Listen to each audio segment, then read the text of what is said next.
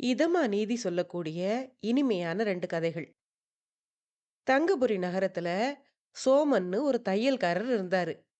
அவரு ரொம்ப ஏழ்மையானவரு. அந்த ஏழ்மையிலயும் நேர்மையா இருக்கக்கூடியவரு. ஒரு நாள் அந்த நாட்டு அரசர் மாறு வேடத்துல நகர்வலம் வந்தப்போ, தற்செயலா தன்னுடைய மேலங்கியில ஒரு கிழிசல் இருக்கிறத கவனிச்சாரு. உடனே பக்கத்துல இருந்த சோமனுடைய கடைக்கு அவர் போனாரு.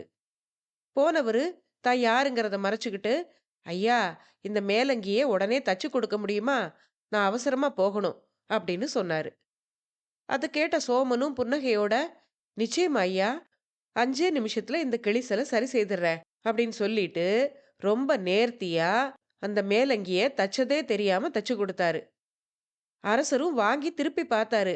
தையல் போட்ட இடமே அவருக்கு தெரியல. உடனே மகிழ்ச்சி அடைஞ்ச அரசர் ஒரு பொற்காசை எடுத்து சோமன் கிட்ட குடுத்தாரு. அந்த பொற்காசு சோமனுடைய 1 மாத வருமானத்துக்கு சமம். ஆனா சோமன் அத வாங்க மறுத்துட்டாரு. ஐயா, நான் செய்தது ரொம்ப சின்ன வேலை. இதுக்கு ஒரு பொற்காசு ரொம்ப அதிகம். எனக்கு 2டே 2 சாதாரண நாணயம் குடுத்தாலே போதும் அப்படின்னு சொன்னாரு.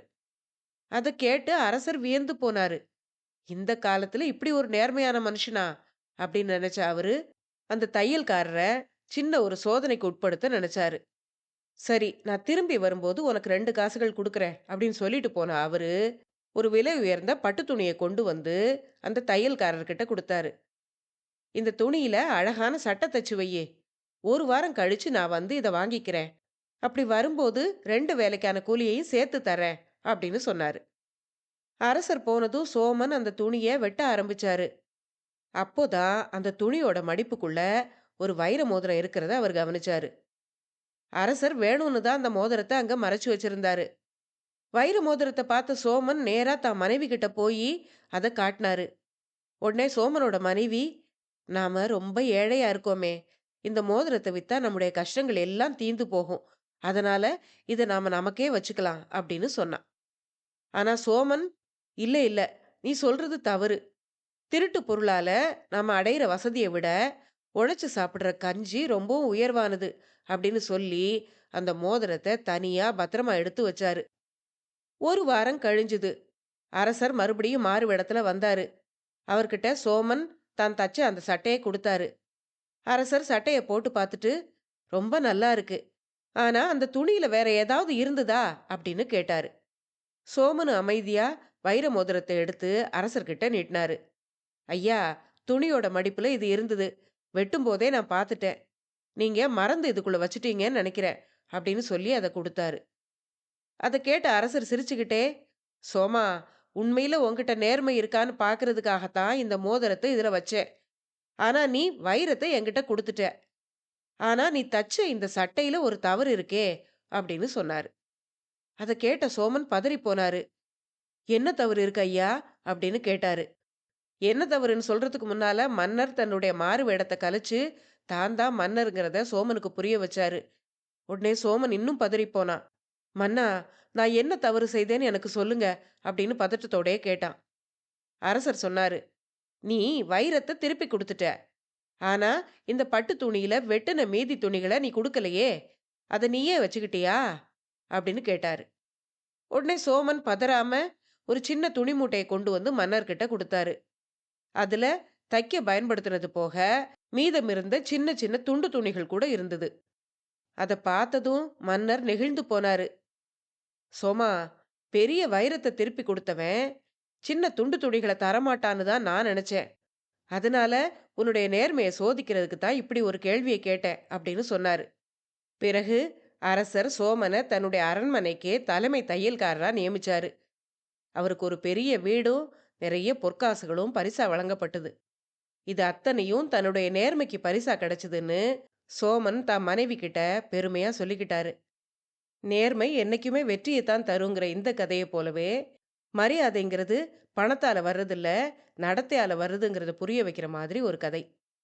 மயிலாபுரி நாட்டோட அரசவையில சுகுணர்னு ஒரு முதலமைச்சர் இருந்தாரு. அவரு ரொம்ப அறிவாளி மட்டும் இல்ல, ரொம்ப பண்பானவரும் கூட. அரசர் முதலா சாதாரண குடிமக்கள் வரைக்கும் எல்லாரும் அவரை ரொம்பவே மதிச்சாங்க. அதே அரசவையில வீரபாகுன்னு ஒரு தளபதியும் இருந்தாரு. அவருக்கு தன்னுடைய வீரத்து மேலையும், பதவி மேலையும், அளவுக்கு அதிகமான தற்பெருமை இருந்தது. நான் இத்தனை போர்கள்ல வெற்றி பெற்றிருக்கேன். ஆனா இந்த நாட்டு மக்கள் என்ன விட வயதான இந்த முதலமைச்சருக்கு தான் அதிக மரியாதையை குடுக்குறாங்க.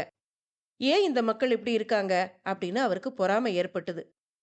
ஒரு நாள் தான் மனசுல இருந்த இந்த பொறாமைய மெதுவா வீரபாகு மன்னர்கிட்ட சொன்னாரு. மன்னா, நான் வீரத்தோட போர் செய்து இந்த நாட்டை பாதுகாக்கிறேன். ஆனா மக்கள் எனக்கு கொடுக்கிற மரியாதையை விட உங்களுக்கு வெறும் ஆலோசனைகள் மட்டுமே சொல்ற முதலமைச்சருக்கு அதிக மரியாதையை கொடுக்கறாங்க. இது ஏன் அப்படின்னு கேட்டாரு.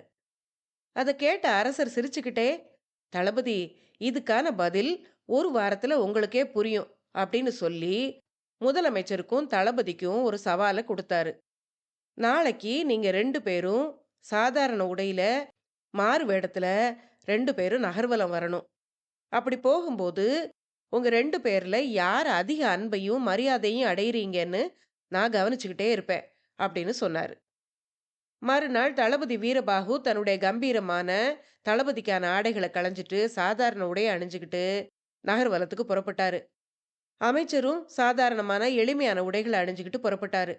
அவங்க ரெண்டு பேரையும் தன்னுடைய பணியாளர்களை கொண்டு கவனிக்க சொன்னாரு மன்னர். தளபதி ஒரு காய்கறி சந்தைக்கு போனாரு. அப்போ வழியில ஒரு முதியவர் ஒரு காய்கறி மூட்டைய தூக்க முடியாம தடுமாறிக்கிட்டு இருந்தாரு.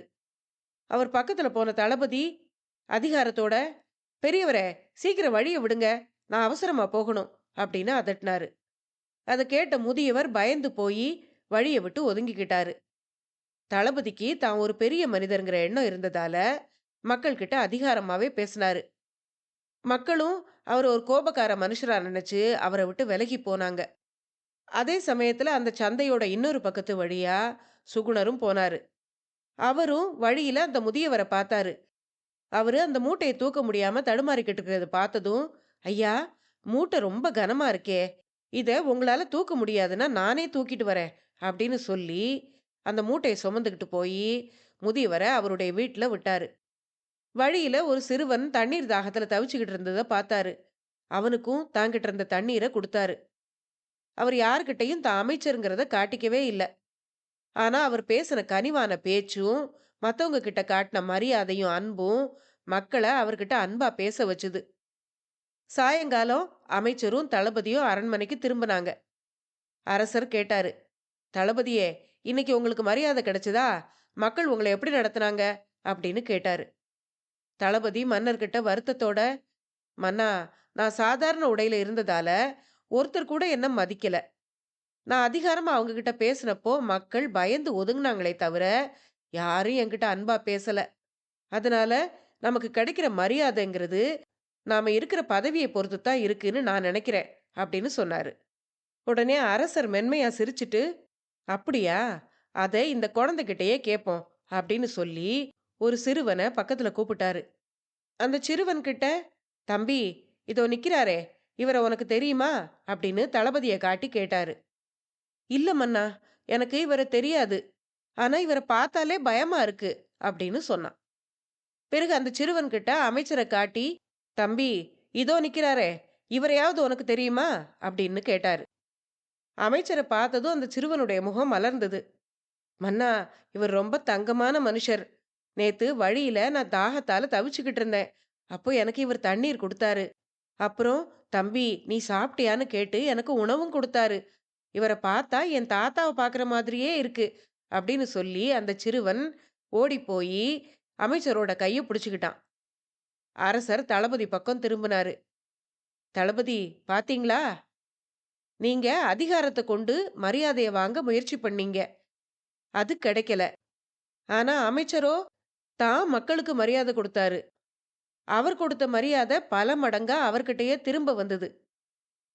பதவிங்கிறது இன்னைக்கு வரும், நாளைக்கு போகும். ஆனா நீங்க மத்தவங்க கிட்ட காட்டுற மதிப்பும் மரியாதையும் என்னைக்கு உங்க பேரை நிலைக்க வைக்கும் அப்படின்னு சொன்னாரு. அதை கேட்ட தளபதி தன்னுடைய கர்வத்தை விட்டு அமைச்சர்கிட்ட மன்னிப்பு கேட்டாரு. அன்னையில இருந்து தன்னுடைய வீரத்தோட அன்பையும் மரியாதையும் சேர்த்துக்கிட்டாரு. அதனால அவருக்கும் அன்பு மரியாதையும் கிடைக்க ஆரம்பிச்சது. பதவியால வர்ற மரியாதை அந்த பதவி உள்ள வரைக்கும் தான் இருக்கும். ஆனா பண்பால வர்ற மரியாதை உயிருள்ள வரைக்கும் இருக்கும். இதுதான் இந்த கதை சொல்ற நீதி.